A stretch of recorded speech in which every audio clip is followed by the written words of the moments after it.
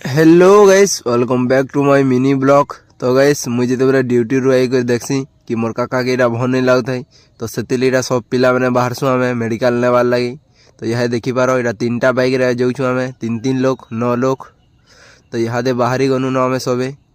तो देख के ठंडा लगुच भी यार गाड़ी चलाउन 70-80 पूरा हेते स्पीड रे जाऊँ आम पहुँची गनु गवर्नमेंट मेडिकल निकी जेनटा 10 मिनिट लगला 70-80 आई गनु आम। तो यहाँ टिकेट काटुन आमर आशीष दा। तो आउ 2टा बाइक वाले नहीं आसबार दाल आम स्पीड रे पलि आनु से सिलो आउन।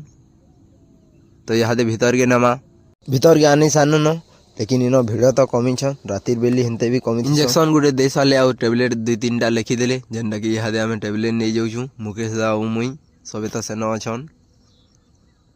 तो यहाँ भिड़ भी इन नहीं भिड़ थी बहुत लेट लगसी रातिर बेली भिड़ नहीं हन।